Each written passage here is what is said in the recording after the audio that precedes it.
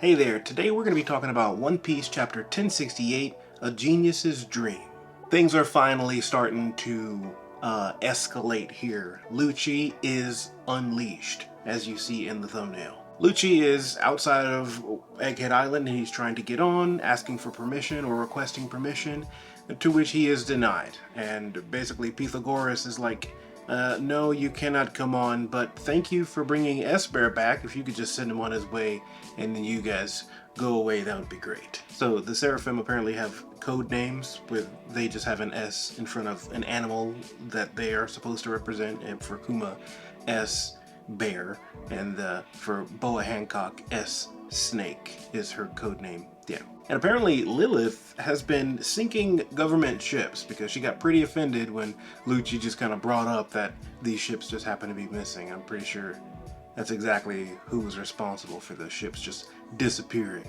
Back on Kamabaka Queendom, man, Kuma is not looking as beat up as I thought. He's in like full sprint, ready to leave. Everybody's trying to stop him again, but this time he paws, transports himself somewhere. We don't know where he's going to end up. I'm pretty sure he's going to end up right in front of Bonnie to defend her against whatever threat is coming her way. Vegapunk this episode confirms, yes, Luffy, I do want you to take me with you.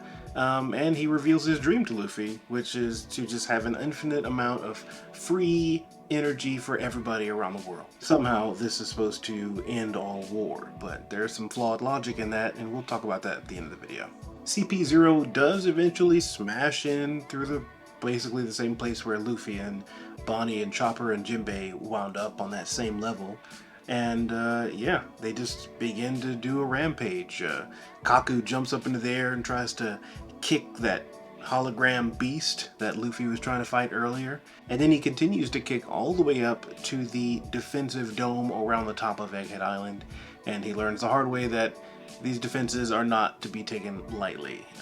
Basically got sent like a meteor back down to the ground. And Vegapunk, after hearing all the commotion, is like, alright, cool, peace. But before then, Luffy does agree to let him join the crew, mainly because he has a funny looking head. Now, while all this is going on, Atlas comes busting out, running straight at Lucci and CP0, and she says, no one's allowed to rampage in here except me.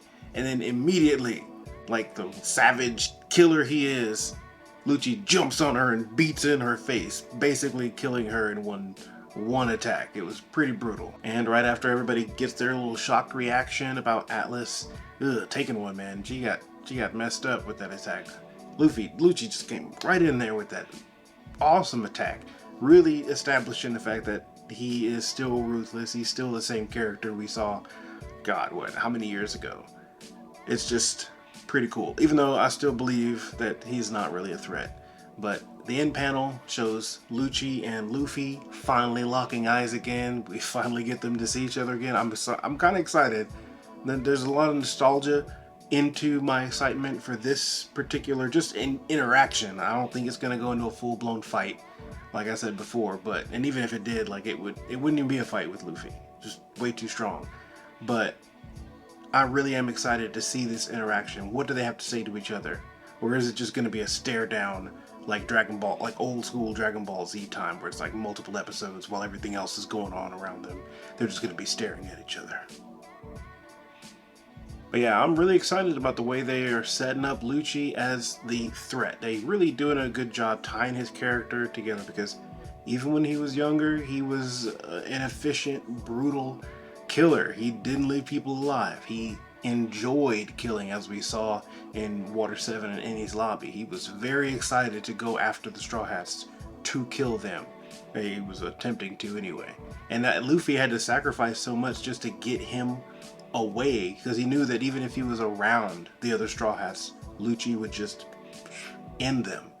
And so that was pretty good, instinct on Luffy's part too. Now, as for the title, The Genius's Dream, there's obviously some flaws in his logic. They mention that if they had unlimited supplies of energy, there would be no wars. So people are now fighting over energy or oil or whatever, things to power their society. But with this infinite free supply of energy that everybody could share, there would be no war. But He believes that the ancient kingdom had access to this technology, and they themselves were completely wiped out and erased from history. So it's not impossible that there will be more wars in the future, even if his dream is attained. But he doesn't necessarily believe in any of that, and he just wants free energy for everybody so that it could just be a lot more efficient for them to run their lives. You don't have to worry about paying the bills because everything's just free for you, and growing food becomes easier. Just maintaining a household becomes easier. Running a government, everything basically just becomes